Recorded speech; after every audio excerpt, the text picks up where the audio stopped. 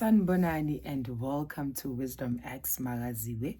Imina ke ingane yamakhehla amadala, amakhehla amakhulu, amakhehla amahle, a priest through Jesus Christ. Amen. We are all about sharing God's word, wisdom, healing, and light for the world to become better. On this video, I want to clarify or explain something as a prayer warrior. We are all powerful and we can all pray. The important thing when we are praying that we need to do is to open our hearts. Uthi mawukhuleka uvule inhliziyo yakho. For like the earliest age, I was a prayerful person, and the prayer that I would make, it was just, Our Father who art in heaven. But what was so different about me, when I did it at school, I would say it from the heart, like I would just connect. It was just a prayer, but Mina, I would take it seriously. That's when I realized, good, I have this thing of praying. But it's because but I'm not about to talk about that today. I just want to share a testimony with you guys. The Old Testament versus the New Testament. In the Old Testament, sibona amajaji, sibona Moses, the prophet of God. We see the kings. We see so many prophets of God in the Old Testament. Sibona the Leviticus priest, where now we are told ukuthi those priests bebelandela imithetho, bekunento izinto ezenziwayo if wonile wenze isono, etc, etc, etc. But I have a testimony today to share with you. It's something that I personally went through. For the longest time when I pray, I call the Trinity. uNkulunkulu Baba, uNkulunkulu Ndodana, uNkulunkulu Moya Oyingcwele. Ngingasho ukuthi I believe ngiyakholwa ku-Trinity because of ngikhula ngaphansi kwenkonzo where silisebenzisa igama lendodana. Kodwa besizosho ukuthi uNkulunkulu Baba, uNkulunkulu Ndodana, uNkulunkulu Moya Oyingcwele. Kodwa we wouldn't emphasize this name Yaga Jesus. Even when I pray, you hear me when I start praying. Even in my old videos, I go and say uNkulunkulu Baba, uNkulunkulu Ndodana, uNkulunkulu Moya Oyingcwele. What I want people to understand is that the people that I've descended from, they were prayer warriors. They were also gifted in the spirit. People who are my guardian angels today, they were also what? Gifted. But into engifuna ukuyi-highlighta, what the New Testament brings is angeke izinto zihlale zifana. Every time there's an update, our phones are updated. Nathi we grow physically and also spiritual. So do you think the heavens will stay in one place and do the same thing for years and years and years? Cha. So people abangafuna ukumamkela uJesus okanye abangafuna ukubelieve that the word Jesus works, it's people who want to remain in a specific timeline, which is a timeline yakudala. Because of kudala vele, I don't want to lie, abo babamkhulu wethu, they would pray uNkulunkulu abezwe, uNkulunkulu abenzele. But lezi zona sesidlule kuzo eziningi esizenzile that were passed from generation to generation. It's not easy to connect noNkulunkulu ngaleyo ndlela le. So leli gama lakhe uJesu, yilona umnyango, yilona elisivulela amasango wakhona emazulwini. I'm coming with a testimony. I want to show you something. When you are gifted, the chances are uphuma ekhayeni elibhekene nobunzima. And njengoba ubhekene nobunzima kanjalo, ayibi lula impilo yakho. You face a lot of challenges. Like myself, I face a lot of challenges because of the gift that I have, because of the power that I have. So the power that God gives you, it matches your experiences, it matches your circumstances. Because of whenever you experience challenges, you pray, uNkulunkulu ayenzeni akuhlenge. Bekukhona ubumnyama ngaphakathi kwekhaya that was practiced. Trust you me, lobo bumnyama bengeke kususwe ngempepho. Lobo bumnyama bengeke kuze bususwe by just me just praying and saying, Baba siyabonga, sivikele, and all of that. Lobo bumnyama bengeke buze bususwe yinyanga ejulile ethizochela isuse and all of that. Lobo bumnyama bebudinga ubukhanya, bebudinga into epure, ehlambulukile, eclean, eskun.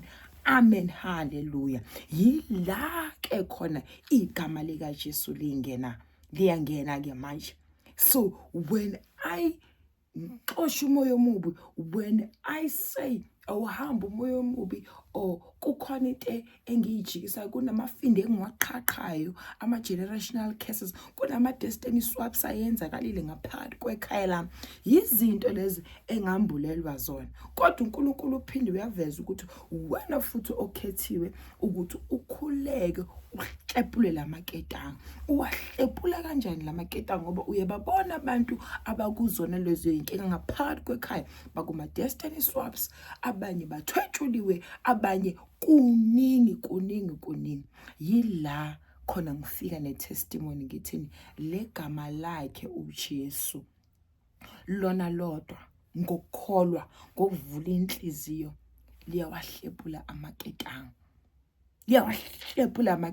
Because of immediately when you call upon the name of Jesus, immediately usho ukuthi konke okubokumnyama okucindezela ikhaya ake kufe ngegama lakho Jesu, ake kufe. Trust you me. Yabona, after that prayer session uzobe ube waba nayo le intense.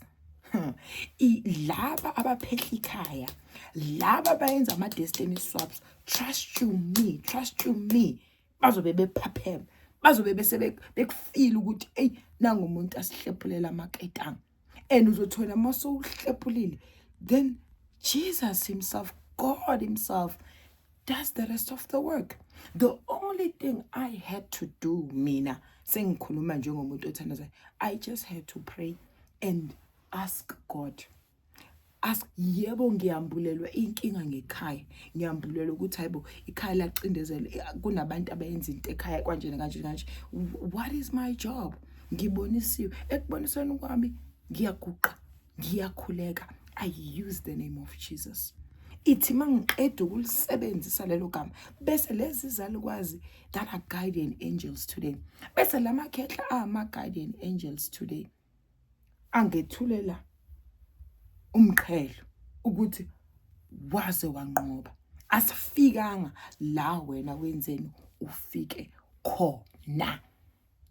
Vele besidinga into ehlambulukile, bengeke sisasebenzise anything, because of right now they will tell you ukuthi if unespoke ekhaya, if unento ekhaya, komele ucall inyanga ethizeni iyaklina, iyasusa. Iklina ngani?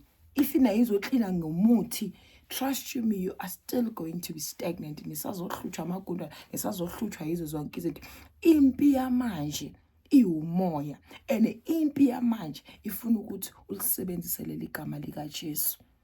Ifuna ukuthi usebenzise ubupure, ubucleanliness, ilight for you ukuthi ukwazi ukuxosha wona lo moya umubi ovunguzayo.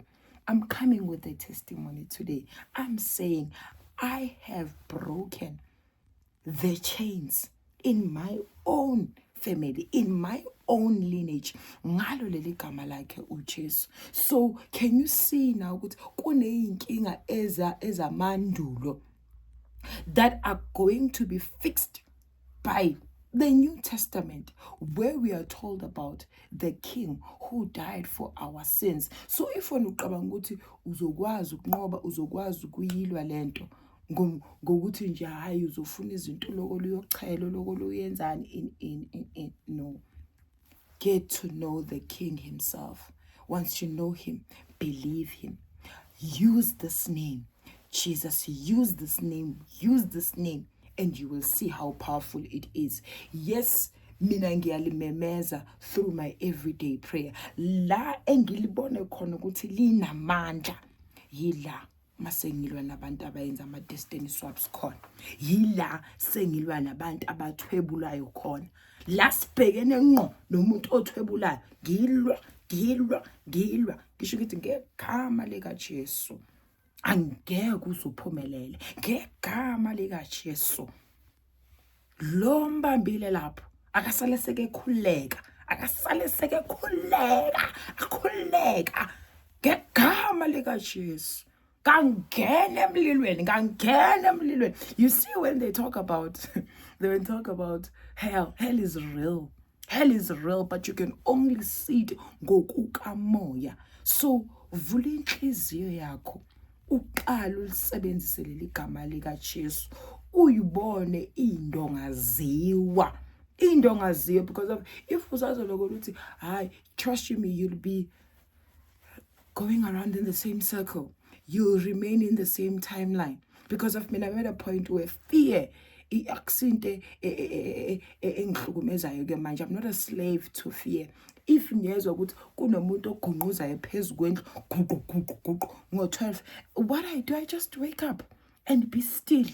And ingilosi yami izokhuluma ukuthi no, read Psalms 35, read Psalms 91, read Psalms 58, read Psalms 56, read Psalms 57. There are certain prayers that God will show you. And then naye lo oginqizayo phezulu kwendlu yakho uzosho ukuthi lo uyathakatha. Now you'll be titled as umthakathi because of you are out of fear. Awusasabi muntu kodwa usaba uNkulunkulu. Fear no one but God. I love you so much, guys. Akube nobumbano nozwana nothando ngaphakathi kwamakhaya wethu.